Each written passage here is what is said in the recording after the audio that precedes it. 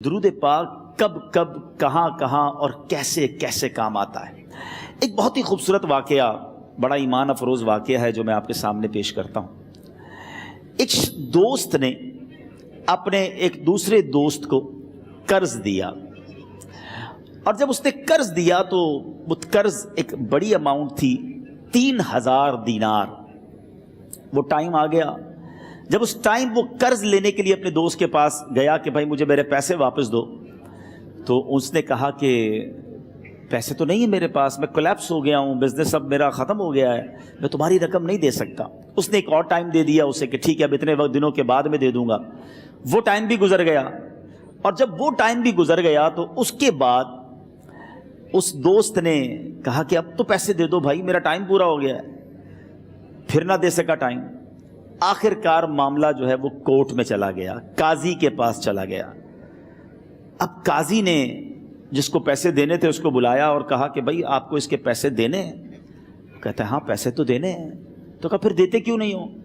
کہا پیسے ہیں ہی نہیں، کاروبار ہی ختم ہو گیا ہے، قرضہ تو لیا تھا، اب میرے پاس بچا ہی کچھ نہیں ہے۔ تو کہا اچھا اب یہ بتاؤ کہ کب دو گے، کیسے دو گے؟ اس نے کہا بس میرے پاس پیسے ہی نہیں ہیں۔ تو کہا اب تمہارے پاس 30 دن کا ٹائم ہے، 30 ڈیز میں یا تو اس کے پیسے لوٹا دو یا 30 دن کے بعد تمہیں قید کر دیا جائے گا۔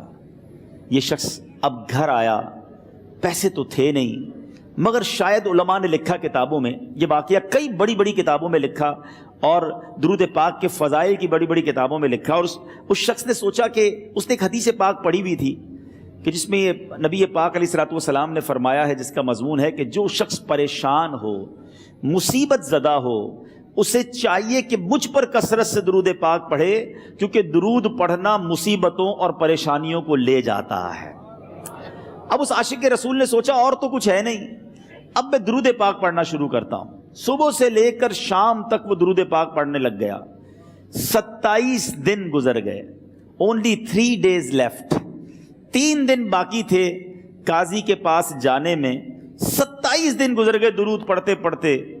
جب 28ویں رات آئی تو آنکھیں تو بند ہوئیں، مگر خواب میں اسے ایک آواز آئی، گھبراؤ نہیں، تمہارا قرضہ ادا کر دیا جائے گا، تمہارا مسئلہ سالو ہو جائے گا۔ صبح اٹھتا ہے، درود پاک پڑھ رہا ہے، مگر کہتا ہے یہ آواز سے تو مسئلہ حل نہیں ہوگا، پیغام کیا ہے اسے سمجھ نہ آیا۔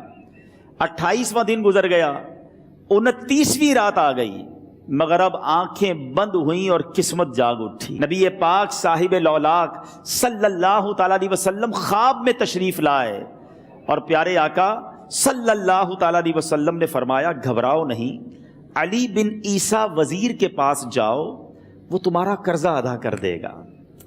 اب یہ عاشق رسول صبح اٹھا تو ویری فریش، حشاش بشاش کہ اب تو کام ہو گیا، نبی پاک نے خواب میں آ کر بشارت دی ہے۔ مگر پھر ذہن میں سوال آیا کہ علی بن عیسیٰ کے پاس جاؤں گا تو ثبوت کیا ہے، پروف کیا ہوگا؟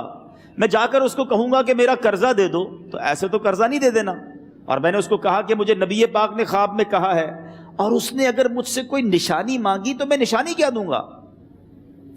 آخری دن تھا، 29واں دن تھا، وہ بھی درود پڑھتے پڑھتے گزر گیا۔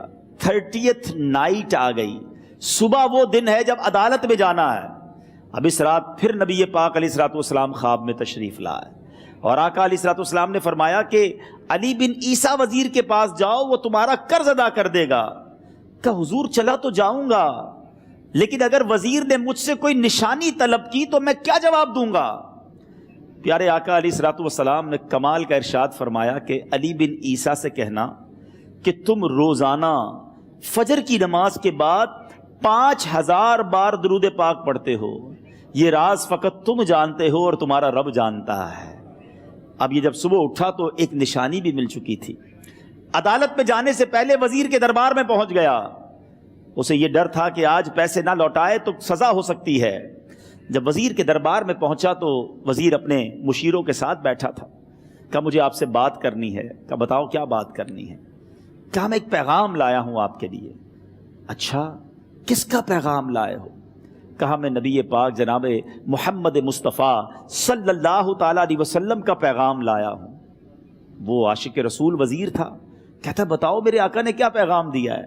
کہ حضور میں 3000 دینار کا مقروض ہوں، آج آخری دن ہے اور میرے آقا نے مجھے بشارت دی ہے کہ آپ سے کہوں کہ آپ میرا قرض ادا کر دیجئے۔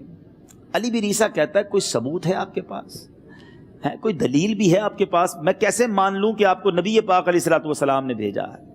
عاشق رسول کہتا ہے خالی ہاتھ نہیں آیا، میرے آقا نے مجھے دلیل بھی عطا فرمائی ہے، مجھے ایک ایویڈنس بھی دیا ہے، اور پروف یہ ہے حضور کہ آپ روزانہ صبح فجر کی نماز کے بعد نبی پاک صلی اللہ تعالیٰ علیہ وسلم کی بارگاہ میں درود و سلام کا نذرانہ پیش کرتے ہیں۔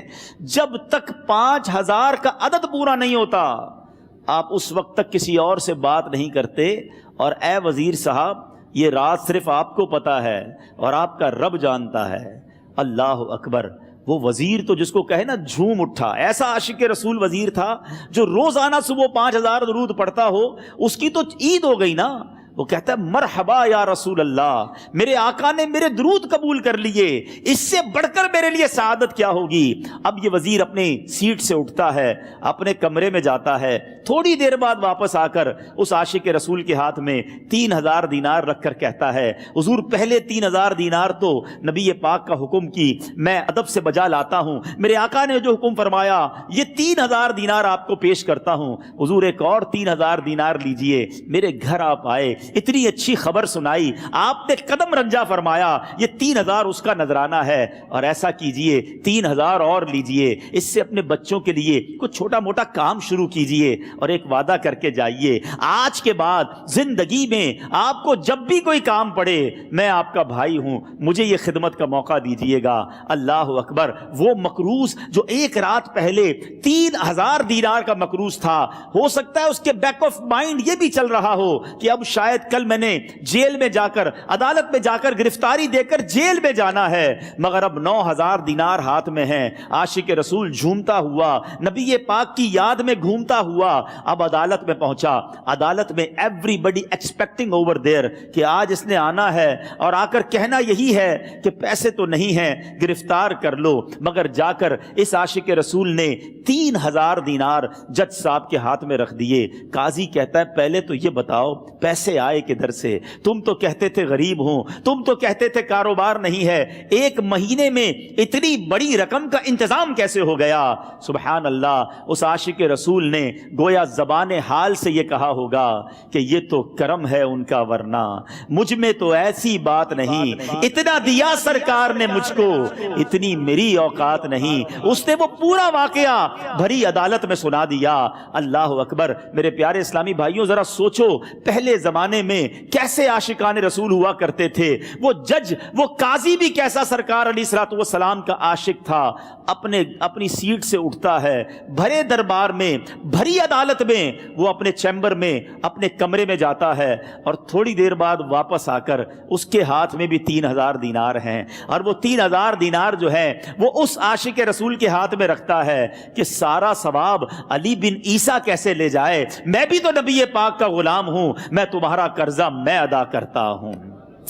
اچھا اب ایک اور عجیب سینیریو یہ بن گیا کہ جس نے کیس کیا تھا، جس نے دعویٰ کیا تھا، وہ بھی یہ سارا منظر دیکھ رہا تھا۔ کہتا ہے جج صاحب ذرا رکیے، میں بھی اپنے آقا کا امتی ہوں، اور ایک کام کیجئے قلم کاغذ منگوائیے، اس عاشق رسول کا قرضہ ہی میں معاف کر دیتا ہوں۔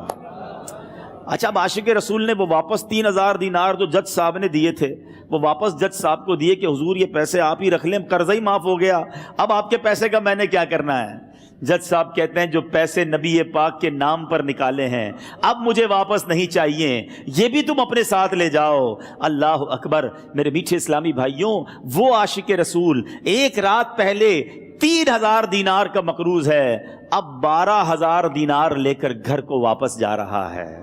اس ایک واقعے کے اندر جو ہم سب کے لیے درس ہے، جو ہم سب کے لیے پیغام ہے، شاعر لکھتے ہیں نا، دکھوں نے تم کو جو گھیرا ہو تو درود پڑھو، दुखों ने तुमको जो घेरा हो तो दुरूद पढ़ो, जो हाजिरी की तमन्ना हो तो दुरूद पढ़ो। आज हम बहुत सारी प्रॉब्लम्स में होते हैं। यहां भी हो सकता है मेरा कोई भाई बीमार बैठा हो, कोई कर्जे में डूब गया हो, किसी का कोई बिजनेस प्रॉब्लम चल रहा हो, कोई फैमिली इशू में डिस्टर्ब हो। आप किसी भी प्रॉब्लम में हैं, खुदा की कसम दुरूद पाक ऐसा वजीफा है। लोग बहुत सारे वज़ाइफ पूछते रहते हैं, बहुत सारे जनाब वज़ाइफ के बारे में मालूमात करते रहते हैं। सच्ची बात यह है, हर दर्द की दवा है सल्ले अला मुहम्मद। हर दर्द की दवा है सल्ले अला मुहम्मद।